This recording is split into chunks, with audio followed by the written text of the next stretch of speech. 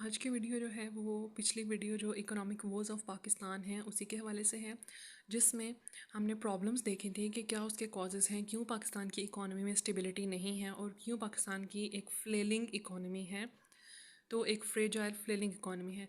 तो प्रॉब्लम्स तो हमने देखे, लेकिन उससे पहले भी मैंने आपसे जो पिछली वीडियोस हैं इंडस्ट्री या एग्रीकल्चर की, उसमें भी बताया था कि जो सोल्यूशंस होते हैं वो हमेशा प्रॉब्लम से ही ओरिजिनेट कर रहे होते हैं।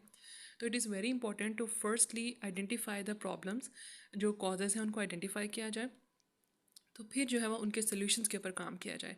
तो एक जो यहाँ पे हम शॉर्ट टर्म कुछ और कुछ लॉन्ग टर्म हम इसमें ऑप्शंस हमारे पास होते हैं। इकोनॉमी के हवाले से भी ऐसा है।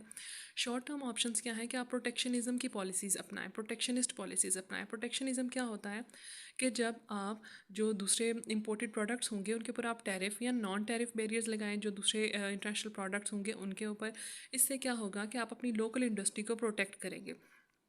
अगरचे ये कोई बहुत अच्छी या बहुत जो है वो अप्रोप्रिएट पॉलिसी नहीं है, बट और ये पहले बहुत ज़्यादा होती थी, फिर इसमें कमी हुई, लेकिन अभी दोबारा से इसका रिवाइवल हो रहा है और यूएस और चाइना जैसे कंट्रीज़ जो हैं वो इसमें इसको रिवाइवल में इंपॉर्टेंट रोल प्ले कर रहे हैं प्रोटेक्शनिज्म में।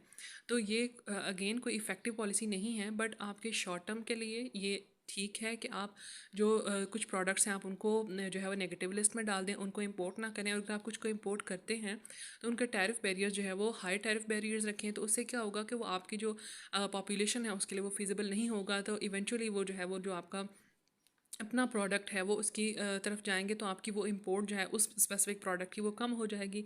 तो इस ये जो आपकी एक जो इंपोर्ट डिपेंडेंस है वो भी कम होगी। तो प्रोटेक्शनिज्म की पॉलिसीज़ जो हैं वो अडॉप्ट की जा सकती हैं टेम्पररीली शॉर्ट टर्म में। और इसके अपोजिट अगर हम देखें तो फ्री ट्रेड होती है, जिसमें आप कोई टैरिफ या नॉन टैरिफ बैरियर्स नहीं होते, प्रोडक्ट को कम्पीट करने दिया जाता है, जो अच्छा प्रोडक्ट होता है वो बिकता है और वो उस तरीके से इंटरनेशनल मार्केट काम करती है। लेकिन जब आपके प्रोडक्ट इतने कंपेटिटिव ना हो, या फिर जो है वो आप किसी जो डेफिसिट है, ट्रेड डेफिसिट, उसका शिकार हों, या फिर बाज़ औक़ात ये जो नेशनलिस्ट पॉलिसीज़ होती हैं, जैसे कि यूएस चाइना के स्टोरी में भी ऐसा ही है कि एक तो कुछ इस तरह से भी था कि इनकी जो बायलेटरल ट्रेड है, जो म्यूचुअल इनकी ट्रेड है, वो ज़्यादा जो है वो उसमें अगर हम $500 बिलियन की अगर उनकी है तो वो ज़्यादा उसमें जो टिल्ट है वो बेनिफिट है उसका टूवर्ड्स चाइना ज़्यादा बेनिफिशियल थी, यानी कि चाइना की एक्सपोर्ट ज़्यादा थी, यूएस की एक्सपोर्ट्स का पोर्शन उसमें कम था उस बायलेटरल ट्रेड में। तो फिर अंडर ट्रम्प जो है वो उन्होंने इस चीज़ को किया कि ये तो हमारे बेनिफिट में नहीं जा रही, तो फिर उन्होंने इस तरह की जो प्रोटेक्शनिस्ट पॉलिसीज़ हैं वो अपनाई। लेकिन तो वो उस सिचुएशन में भी हो सकता है जब नेशनलिज्म होता है, वो भी जब अपने जो है वो आप कुछ और जो अपने पॉलिटिकल पर्पसेस होते हैं उनको फुलफ़िल करना चाह रहे होते हैं इकॉनमी के थ्रू, तो भी आप प्रोटेक्शनिस्ट पॉलिसीज़ अडॉप्ट करते हैं। लेकिन पाकिस्तान की जो इस वक्त सिचुएशन है उसमें यह है कि टेम्प्रेरीली शॉर्ट टर्म के लिए ये चीज़ भी अडॉप्ट की जा सकती है। लोकल इंडस्ट्री को प्रोटेक्ट करने के लिए, इम्पोर्ट डिपेंडेंस को कम करने के लिए प्रोटेक्शनिज्म की पॉलिसीज़, अगरचे जो एक लिबरल वर्ल्ड है उसके अगेंस्ट है ये पॉलिसी, बट ये अडॉप्ट की जा सकती है, क्योंकि जो लिबरल डेमोक्रेसीज़ के हैं, जो लिबरलिज्म के जो चैम्पियंस हैं यूएस जैसे कंट्रीज़, वो भी इनको अडॉप्ट कर रहे हैं। उसके बाद क्या किया जा सकता है कि मज़ीद लोन्स लिए जा सकते हैं स्टेबिलिटी लाने के लिए, लेकिन अगेन ये बहुत शॉर्ट टर्म होगा और इसके फिर ज़ाहिर है कि वो एक डिपेंडेंस भी बढ़ेगी और फिर इसका एक अलग से क्राइसिस जनरेट होगा। बट शॉर्ट टर्म स्टेबिलिटी के लिए yes it can be done कि आप लोन्स ले लें मज़ीद। बट जो लॉन्ग टर्म इसका सोल्यूशन है वो एक ही है। प्रॉब्लम्स में हमने देखा था कि जो उसका क्रक्स था वो यही था कि पाकिस्तान बेसिकली एक इम्पोर्ट ड्रिवन इकोनॉमी है, पाकिस्तान की इकोनॉमी, जो कि मज़ीद प्रॉब्लम्स को जनरेट करती हैं, इकोनॉमिक वॉर्स को क्रिएट करती हैं।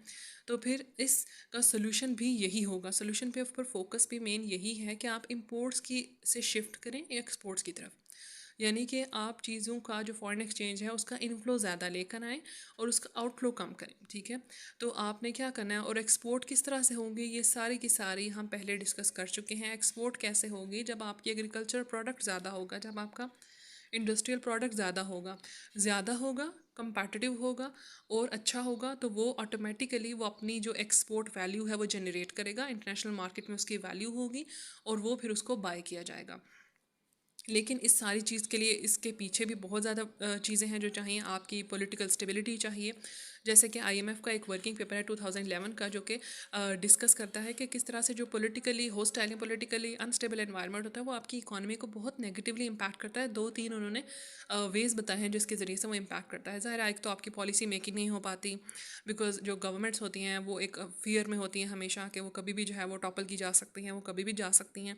तो फिर वो क्या होता है कि कोई stable long term policy plans इस तरह की चीज़ें बनती नहीं हैं जो कि आपके इंडस्ट्रियल या एग्रीकल्चर जो सेक्टर्स हैं उनको चाहिए होते हैं, किसी भी सेक्टर को चाहिए कि इफ़ेक्टिव पॉलिसीज़ हो।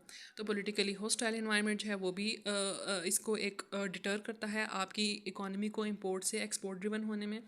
तो ये इसका जो प्रॉब्लम है उसका इवेंचुअली सोल्यूशन यही है कि अपनी जो प्रोडक्शन है उसको ज़्यादा प्लस उसकी क्वालिटी को अच्छा उसको competitive किया जाए। इसके अलावा आपकी जो डिप्लोमेसी है उसको बेहतर करने की ज़रूरत है। आपकी जो रिलेशंस हैं दूसरी स्टेट के साथ उनको इम्प्रूव करने की ज़रूरत है। अब पाकिस्तान और इंडिया का अगर हम देखें तो जो एक पोटेंशियल है बायलैटरल ट्रेड का वो वर्ल्ड बैंक के मुताबिक $37 बिलियन है पोटेंशियल। बट जो देखें अगर हम रियलिटी में तो लेस दैन $2 बिलियन इनकी बायलैटरल ट्रेड है, जो कि जिसकी जो आउटकम्स जो हैं ऐसा होने की वजह से, यानी कि बायलैटरल ट्रेड कम होने की वजह से जो प्रॉब्लम है वो दोनों मुल्कों को सामना करनी पड़ती है इन प्रॉब्लम्स का।